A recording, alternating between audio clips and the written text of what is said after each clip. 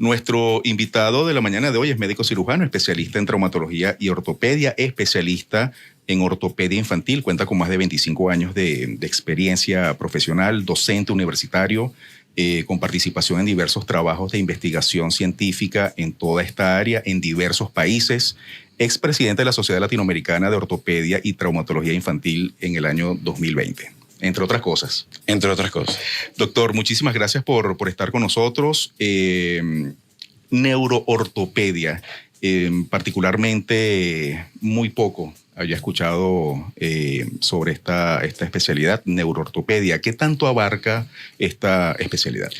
Sí, te cuento, la neuroortopedia realmente son las alteraciones del sistema locomotor, del aparato musculoesquelético, que son consecuencia de un problema neurológico, bien sea un problema congénito, por ejemplo el mielomeningocele o la espina bífida, bien sea un problema adquirido, como suele pasar con muchos pacientes con parálisis cerebral infantil, usualmente problemas del sistema nervioso, que son problemas que a lo mejor son degenerativos crónicos y van produciendo alteraciones en la marcha y el funcionalismo de los pacientes. El 90% de mis pacientes son niños, ¿ok? Niños que tuvieron alguna anoxa, el común de ellos, parálisis cerebral infantil. Y digamos, no todo el mundo está acostumbrado a tratar ese tipo de pacientes. Ese tipo de pacientes requiere un nivel de especialización diferente al de un traumatólogo, incluso de un ortopedista infantil. Digamos que es una super especialidad, una especialidad rara. Tiene la ventaja de ser una especialidad rara, no la hace todo el mundo. Además, son pacientes que no todo el mundo quiere tratar. Son pacientes difíciles, son pacientes... Yo suelo explicarle a las mamás que van a ser pacientes míos hasta que se casan, ¿ok? Porque a medida que va ocurriendo su edad, van deteriorándose, presentando problemas diferentes que deben ser resueltos a la edad correcta. Seguro. ¿Qué tipo de paciente va, y esto por cultura general, qué tipo de paciente va a su consulta? Porque no me imagino a nadie, a alguna persona diciendo, voy al neuroortopedia, claro, nadie para verme tal cosa. Nadie ¿no? te va a decir eso. Sí, usualmente son pacientes referidos, ¿ok?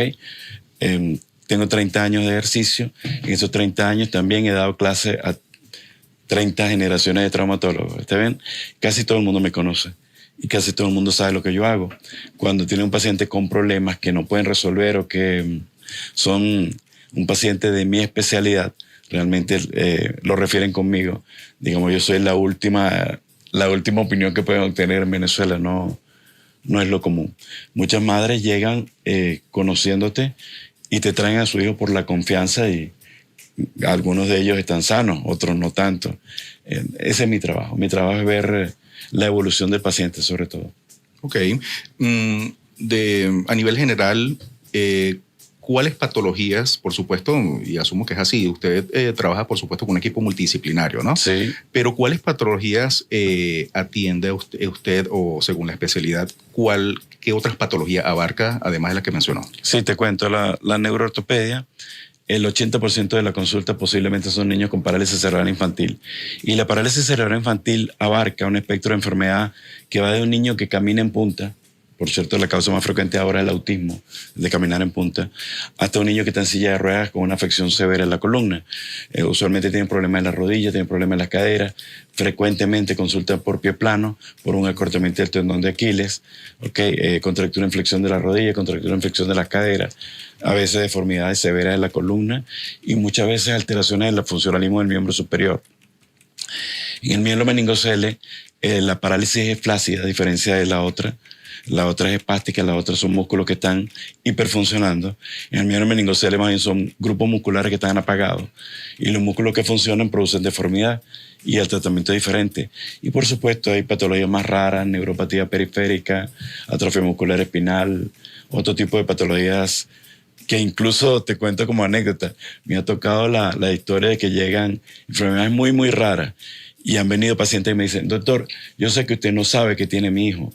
Yo le traigo la bibliografía, usted la estudia y en la próxima consulta hablamos. Ese nivel de dificultad me toca en ocasiones en consulta. Qué bueno. Bueno, el paciente está activo también en todo esto. Claro, las madres, los padres, sobre todo las madres. Claro. Las madres cuando tienen un niño con problemas sueltan su vida, dejan de vivir para vivir el problema de su hijo.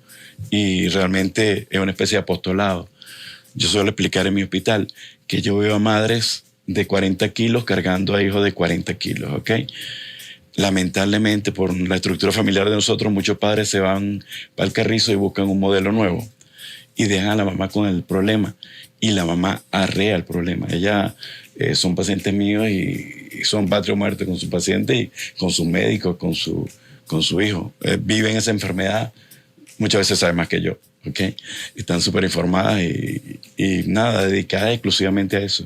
Muchas dejan la carrera, muchas dejan de hacer lo que están haciendo, solamente el sacrificio de una madre lo va a entender. Es impresionante. Seguro. Hoy estamos conversando sobre neuroortopedia. Nos acompaña el doctor Ricardo Trevisan. Puedes contactarlo y seguirlo a través de @neuroortopedia Trevisan.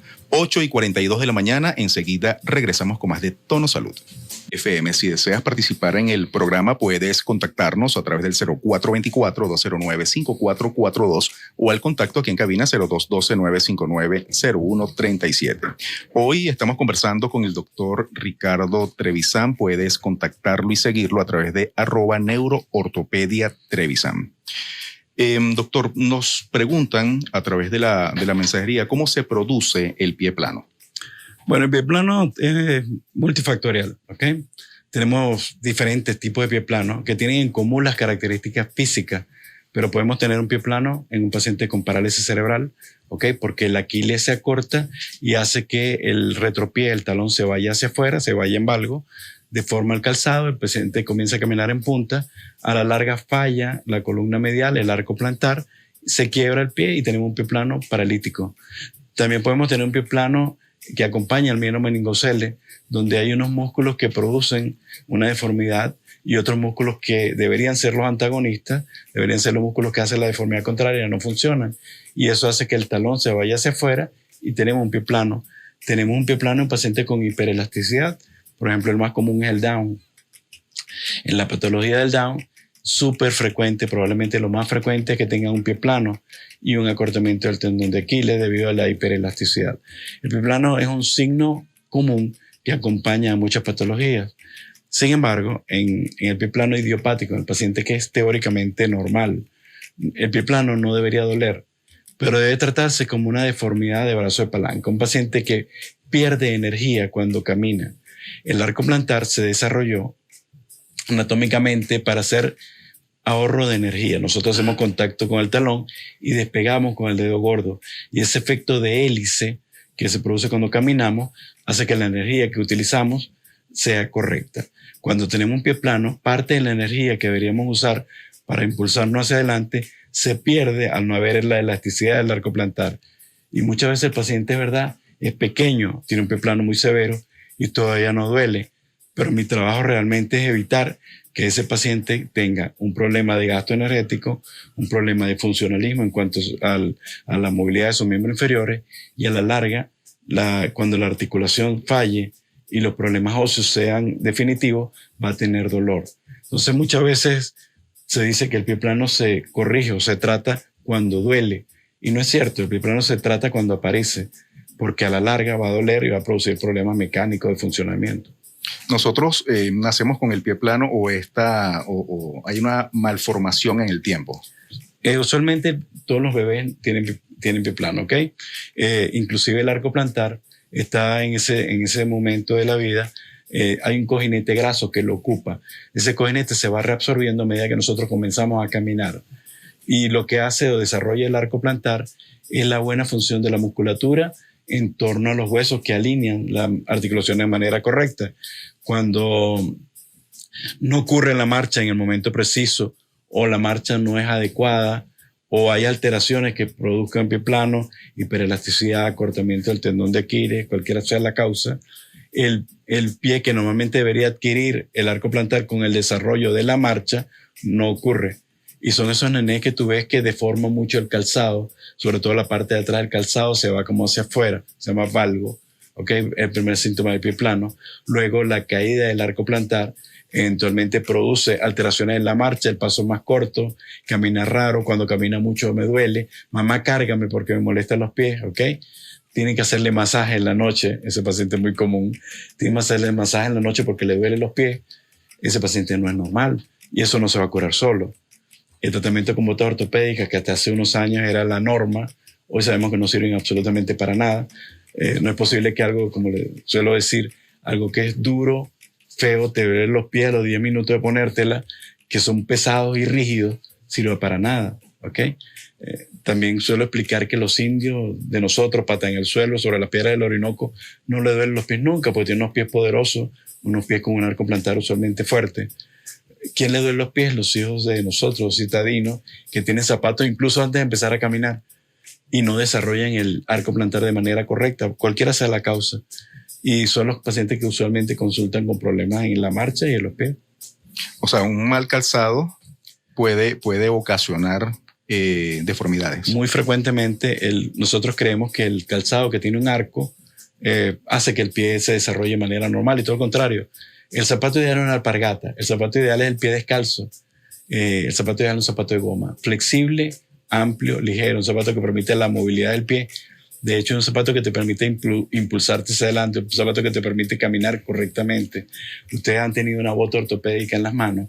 Eso es duro, rígido, no hay forma de doblarla. Realmente suelo decirle a los pacientes que para lo único que sirve la bota ortopédica es para ponerla dentro de una bolsa y que cuando pase la vecina chismosa del edificio se la pueden lanzar como un arma, porque realmente para más nada sirve. ¿Okay? Muy bien, estamos conversando sobre neuroortopedia. Nos acompaña el doctor Ricardo Trevisan. Puedes contactarlo y seguirlo a través de @neuroortopedia Trevisan. 9:21 de la mañana. Enseguida regresamos con más de Tono Salud.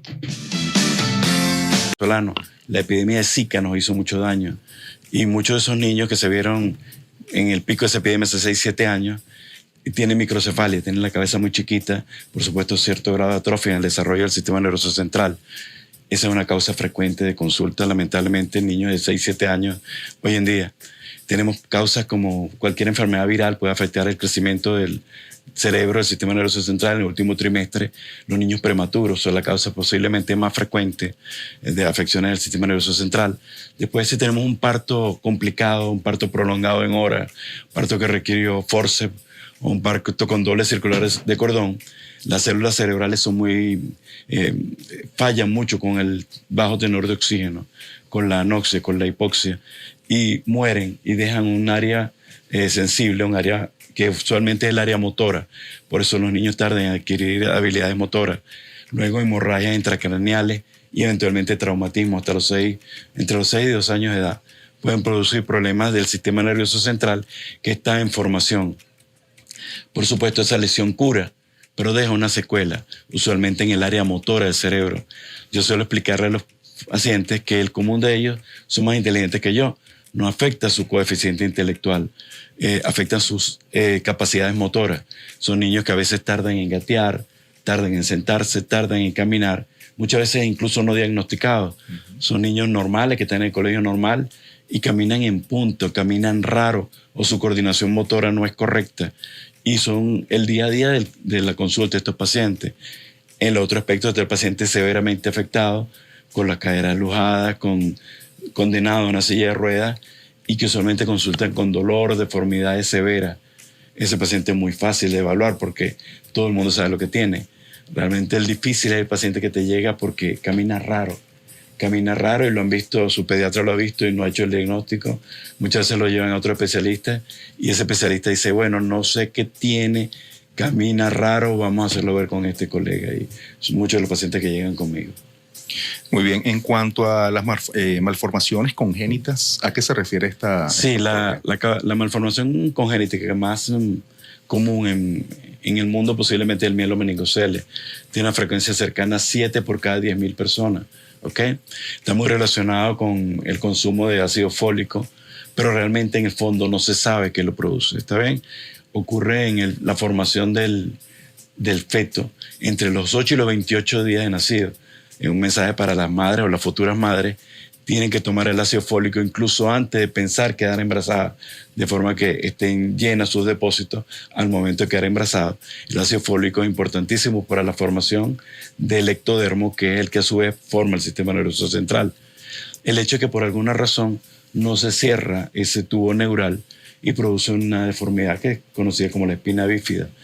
La espina bífida produce alteraciones de miembros inferiores o alteraciones de columna de acuerdo al nivel en la que esté localizado. Pacientes pueden tener una vida perfectamente normal, con una ligera afección en el pie, un pie cabo, o alteraciones en el pie por disminución en su sensibilidad, o pueden ser severamente afectados, mielotoráxico, incluso un mielotoráxico alto afecta la vida. El espectro es muy amplio, siendo la misma patología, pero usualmente afecta pie, rodillas y cadera. Afecta la adquisición de habilidades motoras. Cuando tú no tienes un pie en buena posición, por supuesto tu rodilla también cambia o sufre alteraciones de afectación debido a la mala colocación de los pies, e igual la cadera y así la columna. Hay que construir los edificios desde el piso hacia arriba. Tenemos que tener unos pies plantígrados que nos permitan mantenernos en superficie de manera correcta. En cuanto a las neuropatías. Las neuropatías también suelen ser enfermedades congénitas, ¿ok? Raras, la más frecuente es el Charcot-Marie-Tooth. Son pacientes completamente normales que acuden con una deformidad del pie, un pie con mucho arco, o un pie que duele, o un pie que tiene alteraciones sensitivas. Los pacientes, por ejemplo, van a la playa y tienen una cortadita y no se dieron cuenta cuando tenían la cortadita. Esas son las neuropatías congénitas, que son más frecuentes en niños. La neuropatía en adultos, la más frecuente es la diabetes, el tabaquismo, ¿okay? Asociados a la obesidad, a la hiperinsulinemia. Digamos, son ya degenerativas crónicas. También son parte del espectro de la enfermedad. Cuando hablamos de estas patologías, ¿es más común en niños que en adultos? A ver, yo soy ortopedista, soy traumatólogo, igual que todos los traumatólogos que ustedes conocen.